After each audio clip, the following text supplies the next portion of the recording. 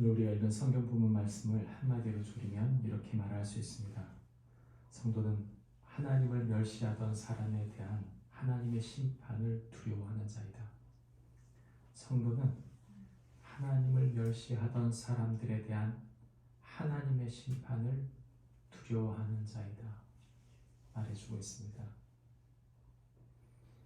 우리가 읽은 성경 본문은 사무엘상 4장 후반부 부분입니다.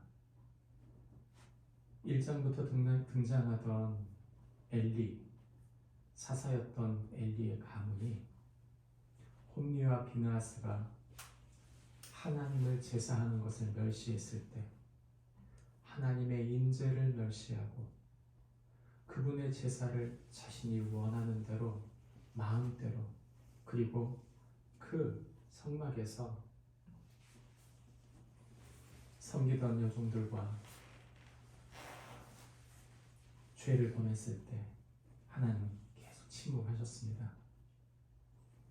그리고 결정적으로 이들은 이스라엘의 전투, 이 4장 초반부에 나오는 블레셋과의 이스라엘의 전투에 하나님의 법궤를 자신들의 마음대로 이용하게 된 것이죠.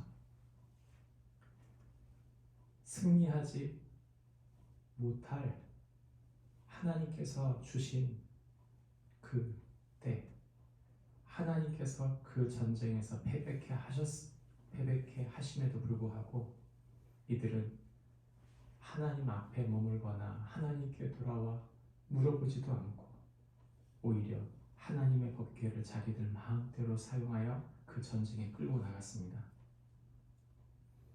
누구의 책임이 가장 클까요? 실로에 있던 그 법궤를 전쟁터에 가져가게 한 사람이 누구입니까? 성경의 본문에는 패배한 이 사건을 두고 이스라엘 장로들이 그렇게 했다라고 나오지만 하나님 법궤에 속하는 바로 장로들이었습니다. 장로들이 아니라 바로 사사인 엘리였습니다. 그러므로 이 최종적인 책임자는 엘리입니다. 전쟁에 가져가지 말라고 하나님 앞에 기도하며 하나님께 탄복하며 기도하지도 않았고 이것을 가져가도 되느냐고 하나님께 묻지도 않았고 그저 승리할 것이라고 예상하고 이 엘리의 두 아들과 함께 하나님의 법궤를 보낸 것입니다. 오늘 우리가 읽은 성경 말씀은 이에 대한 이야기를 하고 있는데 12절, 13절은 이스라엘의 패배 소식이 그 백성에게 전해진 이야기고 14절부터 18절까지는 엘리가 패배 소식을 들을 때 죽게 되었다 말합니다. 그리고 19절부터 마지막 절 22절까지는 엘리의 며느리가 해산의 고통 가운데 죽게 되는 이야기를 하고 있습니다. 오늘 우리가 읽은 성경 본문의 이야기는 한마디로 사사 엘리 가문의 멸망을 이야기합니다. 한 사람의 영적인 지도자가 믿음으로 서지 못했을 때 어떤 일이 되는지 보여주는 것이죠. 그의 감은 홈리와 비느하스의 범죄를 막지 못했던 엘리, 하나님의 법궤가 나가는 것을 막지 못했던 엘리, 그는 결국 비참한 최후를 맞이합니다. 특정되는 것은 엘리가 98세였고 그리고 나이가 많아서 비대했다, 눈이 보이지 않았다 성경이 말합니다. 희한하게도 12절부터 18절 말씀에 보면 엘리야라고 하는 단어가 들어갈 때마다 붙는 단어가 하나 있습니다. 의자입니다. 그는 평소에 의자에 의지하고 있었던 것이죠. 하나님을 의지하여 기도하고 무릎 꿇어야 하는 이가 오히려 의자에 앉아 계속 제대로 된 하나님의 뜻을 이해하지 못한 것입니다. 성경은 그가 목이 부러져 죽었다 이렇게 말하는데 비참한 일입니다. 이스라엘의 패배, 많은 사람들이 죽게 된 것, 그리고 자기 아들들의 죽음을 듣는 그 순간 그는 놀라 움직이다가 목이 부러져 죽었다. 성경은 그렇게 말합니다. 그리고 그의 며느리가 해산의 고통 가운데 말합니다. 이가봇, 다시 말하면 영광이 이스라엘에서 떠났다는 말을 하는 것이죠. 21절입니다. 성경은 특별히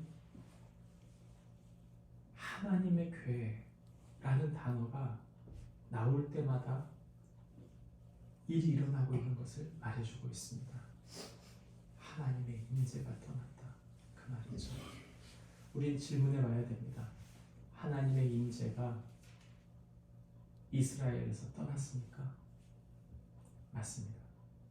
전쟁은 패배했고 사사와 그 가족, 그 가문은 지금 말할 수 없는 비참한 처지가 되었습니다. 상황적으로 그렇다 하더라도 과연 영광이, 하나님의 영광이 이스라엘에서 떠났는가? 그렇지 않습니다.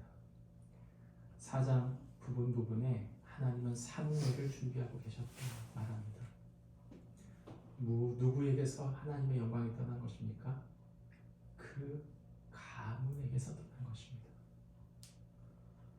한 가문이 한 나라에게 영향력을 주고 있었는데 나라 전체가 도탄에 빠지게 된 것이죠. 한 사람 때문에 한 가문이, 한 나라가 고통받게 된 것입니다. 성경의 원리는 우리에게 똑같이 말합니다.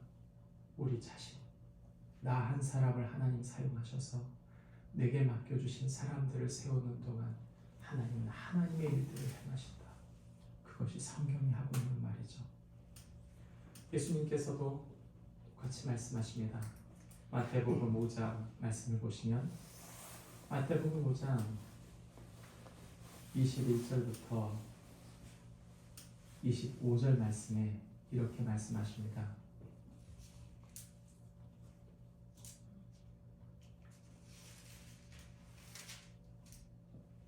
내가 너희에게 이르노니 너희 의가 서기관과 바리새인보다 더 낫지 못하면 결코 천국에 들어가지 못하리라.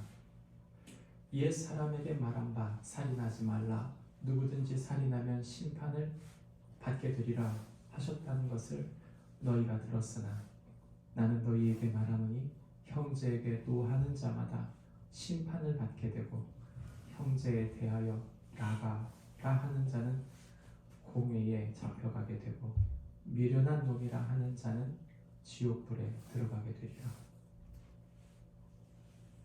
성경은 우리에게 심판을 이야기할 때 외부적인 큰 심판에 대한 이야기도 하고 있지만 특별히 개개인에 대한 심판이 있다고 말씀하십니다. 하나님께서 우리에게 주신 사람들, 우리에게 맡겨주신 그 일들 속에 종교이 그저 나밖에 모르고 나만 생각하는 삶이 아니라 하나님의 뜻, 하나님의 사람으로서의 하나님 기뻐하시는 사람으로, 하나님의 사랑을 받은 사람으로 서야 할 것을 말하는 것이죠. 우리가 종교인이 되면 나만 생각하게 됩니다. 엘리가 그 두 자녀를 결국 하나님보다 더 귀하게 여김으로 이런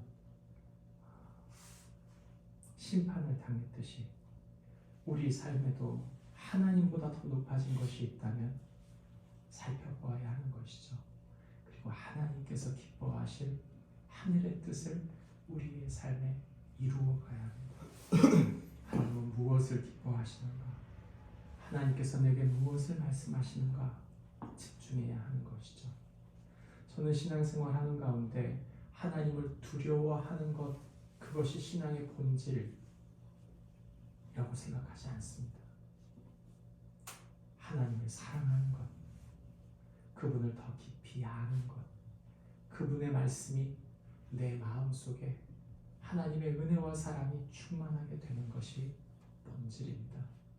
그리할 때 하나님을 두려워하는 것은 자연히 따라오게 됩니다. 그렇지 않고 하나님을 공포의 하나님으로 생각하는 것은 그것은 수동적인 태도입니다. 우리가 읽은 성경 본문은 우리에게 분명히 말합니다.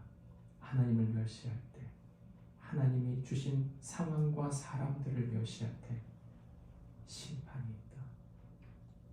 저와 여러분에게 주시는 하나님의 말씀이 저와 여러분에게 주신 소중한 사람들을 세워가고 사랑하고 섬기는, 하나님의 사랑을 유입받고 하나님의 사랑으로 기꺼이 그들을 세워가는 동기가 된 축복이 있기를 바랍니다.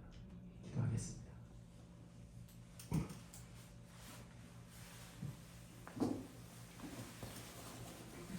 하나님 아버지, 하나님을 두려워하지 않았던 엘리의 두 아들, 그리고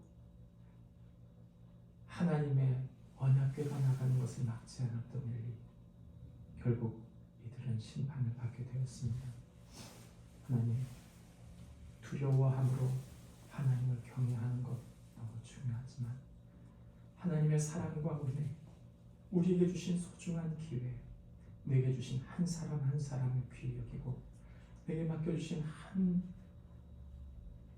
소중한 상황과 일들 속에 하나님의 뜻이 있다는 것을 결코 놓치지 않고 오늘 또 기회를 주시는 그 은혜와 사랑 가운데 거하며 맡겨주신 소중한 사람들과 일들을 꽃피우는 주님의 사람들 모두 되게 하여 주옵소서.